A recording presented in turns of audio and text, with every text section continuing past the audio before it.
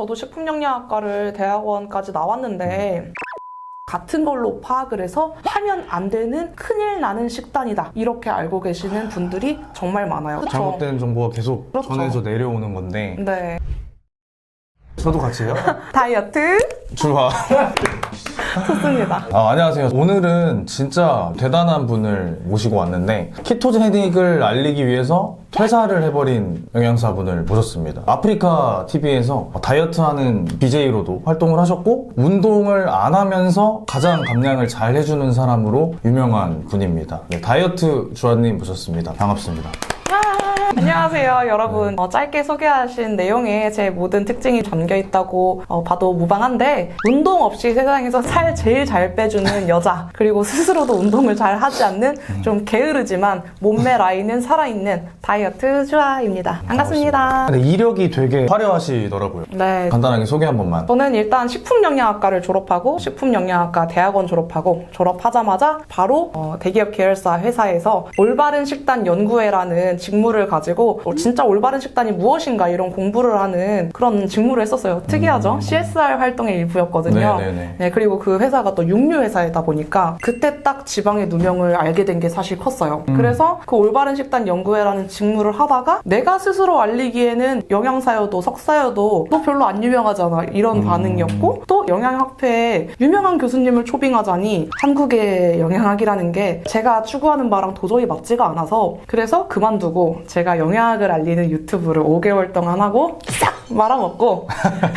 근데 요즘은 그래도 키토를 아는 분들이 좀 많아요. 맞아요. 제가 시작했을 때만 해도 그 키토 가장 큰 카페 회원이 2만 명 정도밖에 안 됐는데 지금은 25만 명입니다. 그때는 키토제닉이란 단어 자체를 알아야 나를 찾아오는데 저를 찾아올 수 있는 사람이 없었어요. 그래서 5개월 말아먹고 이제 안 되겠다 해서 아프리카 실시간 라이브로 넘어가서 그때부터 제가 직접 고기를 먹으면서 살을 빼는 거를 보여주고 그리고 제 몸도 엄청나게 쪘다 뺐다를 미친 듯이 반복을 하다가 그래도 저 혼자는 너무 학거니까 유명한 사람 찾아가가지고 일주일에 가장 많이 빼드린 분은 8kg 이렇게 빼드렸었습니다. 근데 주아님도 일주일에 거의 9kg였나요? 네, 맞아요. 제일 많이 뺀 게 일주일에 9kg를 뺀 경험이 있습니다. 맞아요. 쇼츠에 보면은 그 빼는 게 실시간으로 공유되는데 네. 진짜 엄청나더라고요. 매일매일 빼고 있어서 그거를 보시고 사람들이 아무리 고기가 위험하다는 선입견이 있어도 쇼츠를 보니까 저를 믿고 따라하시는 분이 정말 많은 것 같아요. 그렇죠. 근데 지금 정확하게 어떤 시기를 하고 계신 거예요? 지금은 카니보어 다이어트를 하고 있어요. 여러분이 알고 계신 저탄고지보다 훨씬 더 인슐린을 자극하지 않는 무탄의 식사인데, 이거를 왜 했냐면 제가 12월 동안 라이브 방송도 하고 영상 편집도 하고 매일매일 쇼츠도 하고 그래서 이번 달도 마찬가지지만 2시간에서 4시간을 잤어요. 평균적으로. 인슐린이고 렙틴이고 완전 망가지죠. 와장창인 거죠. 그래서 저는 사람들이 워낙 고기에 대해 부정적이니까 저탄고지로 쇼츠를 시작을 했었어요. 사실 다이어트 1일차보다 한 달 정도는 저탄고지를 했었는데 잠을 2시간밖에 안 자는데 어떻게 살이 빠지겠어요. 자꾸 뱃살만 더 맞아요, 찌더라고요. 맞아요. 그래서 저탄고지로도 이건 안 되는구나. 그냥 욕을 하던지 말던지 들이받아야겠다 해서 카니보어를 시작하게 됐습니다. 사람들이 생각보다 키토제닉이랑 카니보어의 구체적인 차이점을 잘 모르시더라고요. 그리고 엄청 간단하게 한 번만 설명해 주세요. 카니보어는 정말 고기, 물고기, 소금, 계란, 버터 이런 육류와 소금만 먹는 거고, 키토제닉은 거기서 자기가 허용하는 탄수량에 맞게끔 건강한 야채를 추가하는 게 키토제닉인 거고, 근데 한국 사람들이 실천하고 있는 거는 인슐린을 아예 또 잊어버리시고 대체당을 정말 많이 쓰시면서 맞아. 그냥 순탄수화물 자체에만 집중을 하시면서 하고 있는 게 한국의 키토제닉인 거죠. 저는 카니보어를 깊이 해보지는 않았는데 왜 카니보어로 넘어가신 거예요? 제가 말씀드렸듯이 2시간, 4시간 잘 때 저탄고지 하면 아침에 못 일어나요. 너무 피곤해가지고 눈이 안 떠져요. 근데 카니보어 하면은 4시간만 자도 눈이 진짜 번쩍 떠져요. 제가 아침에 진짜 못 일어나서 도저히 이거는 안 되겠는 거예요. 그래서 제가 좋아하는 가수의 모닝콜을 했는데 나중에는 그것까지 힘들더라고요. 이 사람이 싫어하게 될 것 같은 거예요. 자꾸 깨우니까. 근데 요즘은 하고 딱 한 소절 뱉자마자 바로 일어나가지고 할 거 합니다. 그래서 제가 요즘 아직도 2시간에서 4시간 사이로 자는데 그 컨디션을 유지할 수 있는 게 카니보어밖에 없어요. 그러면 제가 궁금한 게 네. 큰 차이가 탄수화물이랑 채소잖아요. 네. 그 두 개만 빼면은 컨디션이 그렇게 좋아지는 거예요? 원리가 뭐예요? 일단 식물성 독소가 모두 배제되잖아요. 인간은 무조건 육식동물이라고 생각하거든요. 왜냐면 위산의 구조로 봐도 육식동물에 가장 가깝고 이렇게 강한 위산을 가지고 있는 동물이 없어요. 초식동물은 애초에 그 위산 자체가 이렇게 낮지가 않고 인간은 동물 중에도 가장 낮은 위산을 가지고 있어요. 아니면은 뭐 야채를 많이 먹어야 되는 장 길이에 대한 부분이라든가 아니면은 인류의 식문화 역사를 봐도 신석기가 시작한 지가 5천년 만년밖에 안 됐고 나머지 99%는 육식을 위주로 하고 살았단 말이에요. 그러다 보니까 그냥 육식을 하면은 컨디션이 좋아지는 게 당연한 게 아닌가 싶어요. 왜냐면 토끼한테 고기 먹이면 애도 힘들어 하겠죠. 먹어야 될 것을 먹지 않아서 병이 드는 거기 때문에. 이 얘기를 저희가 완전 첫 영상에서 했었어요. 아마 초반 구독자분들은 아실 텐데. 네. 근데 궁금한 게 채소 먹고 잘 사는 사람들 많잖아요. 자연 채소를 드시고 계시겠죠. 렉틴이 가득한 거기다 대체감미료도 잔뜩 넣고 인공 플레이버도 잔뜩 넣고 이렇게 해가지고 드시는 그런 채식이 아니라 정말 자연에 있는 채식을 위주로 드실 거고 그 다음에 렉틴이 좀 적은 음식을 드시지 않을까 그런 생각도 있어요. 우리나라 같은 경우는 생채소 먹는 것에 상당히 관대한데 맞아요. 유럽 식사 같은 경우는 토마토 자체도 껍질이랑 씨앗을 다 벗기고 과육만 먹거든요. 그래서 렉틴 때문이 가장 크다고 생각합니다. 근데 렉틴은 삶으면 되는 거 아니에요? 진짜 압력솥에 푹 삶으면 되지만 일단 가장 위험한 씨앗을 좀 제거를 해야 되고 애초에 렉틴이 좀 적은 음식을 선택을 해야 되고 근데 저는 그런 생각을 해요. 저는 자취한 지가 10년이 넘었는데 야채 쓰레기 나오는 게 너무 싫고 이거를 내가 살찌고 병들어 가면서 감안해야 되는 맛인가? 고기가 훨씬 맛있는데 그동안은 야채가 살 빠진다고 생각을 해서 먹었던 거지 내가 이게 좋아서 먹은 적은 없거든요. 저는 그래요. 저는 육식이 정말 잘 맞아요. 카니보어나 뭐 키토제닉이나 하지 말라 그러잖아요. 왜 그런 거예요? 저도 식품영양학과를 대학원까지 나왔는데 일단 첫 이해가 안 번째로 영양학 책을 보면은 한 500페이지가 넘는 페이지 중에 케톤 대사라는 거는 요만큼 반 페이지 나와 있어요. 맞아요.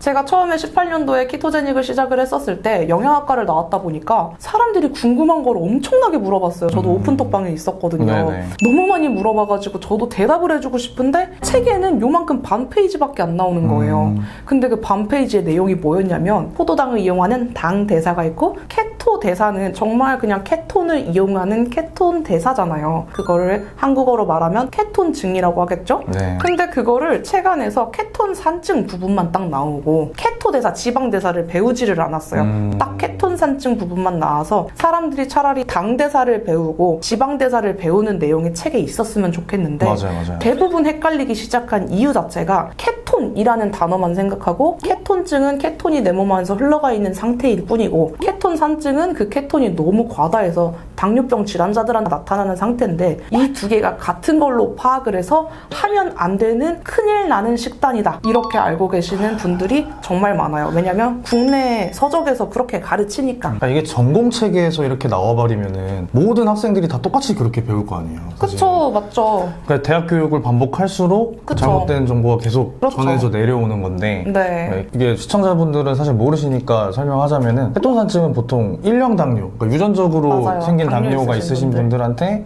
우리 케톤 수치 재면은 보통 2에서 3이 최대로 나오는데 그분들은 거의 한 7? 막 이렇게 네. 나온다고 하더라고요. 케톤산증인 분들은. 근데 그거는 정상적인 상태가 아니라 거의 질병에 가까운 거고 일반인들은 그 수치가 나올 수도 없고 전혀 걱정 안 하셔도 되는 부분입니다. 그러니까 이게 약간 단계가 있는 것 같아요. 단무지, 키토제닉, 카니보어 맞아요. 가시는 것 같은데 그러니까 잘 모르시는 분들 위해서 설명을 해드리면 일단 저탄수 식단에는 크게 한 3가지 정도가 있는 것 같아요. 제일 좀 널널하게 하는 저탄고지. 얘는 탄수화물이 지방보다 적으면 보통 저탄고지라고 하고요. 얘가 조금 더 빡세게 들어가면 이제 키토제닉이라고 합니다. 탄단지 비율이 한 1대 2대 7? 요 정도 나오는 식이요법을 말하고 카니보어는 탄수화물과 채소, 씨앗 이런 거를 완전히 배제한 육류만 섭취하는 식단을 말해요. 근데 지금 주아님은 카니보어를 하고 계신 거고 요즘은. 그렇죠.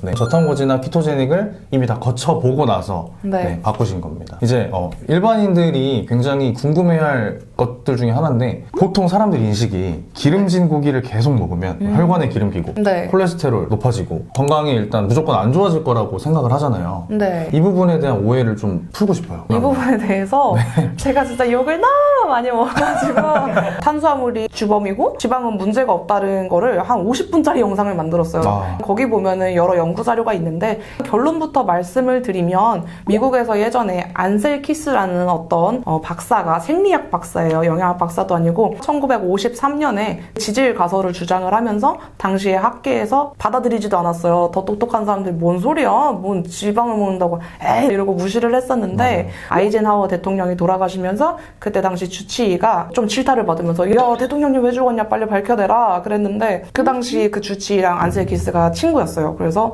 얘 말이 맞는 것 같다 해서 그때부터 그런가 보다 지방을 많이 먹으면 병드나 보다 이런 일들이 있었다가 나중에는 그게 정설인 것처럼 미디어에서 계속 배포를 하고 그러다 보니까 1980년대까지는 미국에서도 식이지침을 지방이 위험하다 이렇게 배포를 했었습니다. 네. 그리고 그거에 대해서는 설탕협회에서 서포트를 했었고 맞아요. 근데 안셀키스 논문 자체가 애초에 조작 연구였어요. 22개국 데이터에서 본인의 가설에 맞는 7개국만 데이터를 셀렉을 해가지고 엄연한 연구 조작을 한 거죠. 그때부터 1999년에 콜레스테롤에 대해서 타임지에서도 그간의 이제 행보가 잘못되었다라고 얘기를 했고 2014년에 타임지에서 Eat Butter라고 해서 아예 버터를 먹어라 라고 사람들한테 소개를 하기 시작했죠. 제 그 영상 보시면은 아예 자료들이 그래프랑 사진으로 다 나와 있습니다. 너무 좋네요. 저희도 영상에서 이거를 15분짜리로 다뤘었는데 네. 3분 만에 요약을 해주셨네요.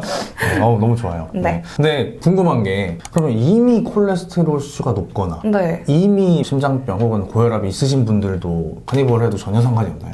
그럼요. 우리는 육식 동물이기 때문에 애초에 콜레스테롤 높아진 것 자체가 고기 때문이 아니에요. 특히 HDL이랑 중성지방을 보는 건 의미가 있는데 네네. LDL은 사실 큰 연관성이 없어요. 이거는 정말 내용이 너무 방대해서 콜레스테롤 수치에 속지 마라 라는 책을 한번 읽어보시면 좋은데 그 심장 그 협회에서 반을 나눠보니까 죽은 사람 반은 LDL 콜레스테롤 수치가 지극히 정상이더라. 그리고 반은 LDL 수치가 높더라. 뭐예요? 그럼 반반인데. 그래서 결국은 연관성이 전혀 없거든요. 심혈관 질환 자체가 왜 동맥 질환에 문제가 되냐면 이런 혈관이 있어요. 그 안에 플라크가 이렇게 끼잖아요. 산화되고 손상돼서 찌꺼기가 껴서 이게 지나다니기 힘들어진단 말이에요. 대사하기가 힘들어지는데 이 플라크는 탄수화물, 특히 정제 탄수화물을 먹으면은 혈액이 끈끈해지면서 이 찌꺼기가 쌓이는 거지 지방을 먹는다고 해가지고 이 지방이 우리 대장에 곱 끼듯이 그렇게 끼는 게 아니에요. 지방은 플라크, 끈적하게 맞아. 찌꺼기가 끼는 겁니다. 근데